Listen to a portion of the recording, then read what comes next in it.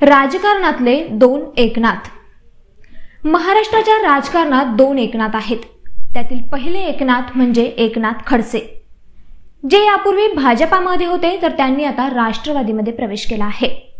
तर दुसरे एकनाथ म्हणजे एकनाथ शिंदे, जे सध्या शिवसेनेत आहेत।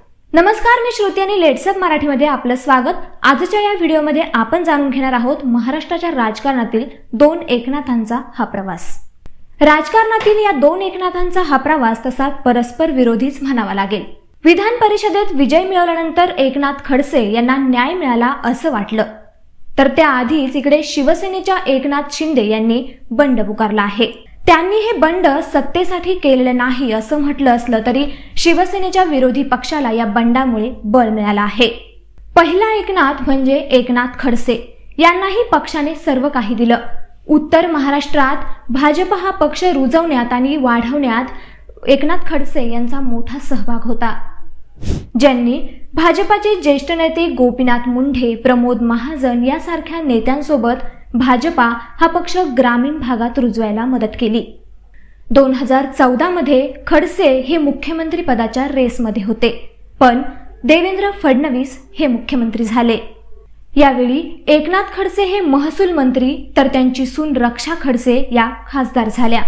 एकनाथ खडसे यांच्या आरोपांनुसार त्यांना कट कारस्थान करून भ्रष्टाचाराचे आरोप लावून मंत्रिपदापासून दूर करण्यात आलं।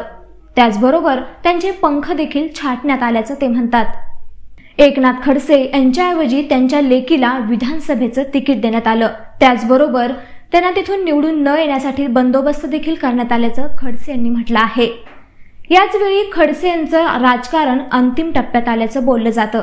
यानंतर मात्र पक्षासाठी कष्ट करून देखील पद मिळत नसल्याने त्यांनी ही नाराजी आणि या दगाफटक्याबाबत जाहीरपणे अनेकदा बोललं होतं।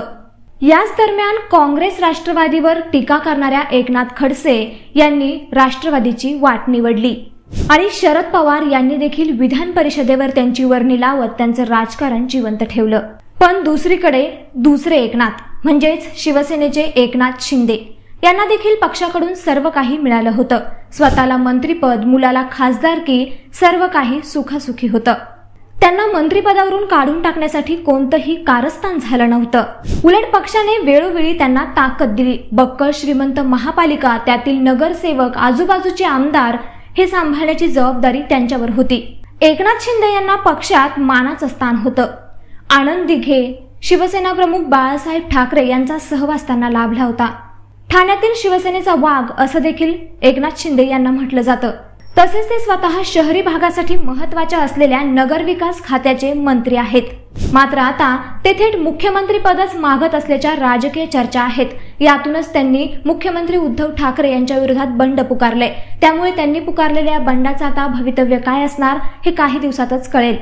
तसं पाहिलं तर एकनाथ शिंदे यांच्यावर एकनाथ खडसे यांच्यासारखी गम ये जुदाईची गाणी भाषणात गाण्याची वेळ नाही आली आहे, तर देखील त्यांनी हे बंड करत पक्षाला जो काही धक्का दिला आहे तो पक्षासाठी तर हानिकारक आहेच, पण त्यांच्यासाठी देखील तो पौष्टिक नसल्याचं स्पष्ट होत आहे।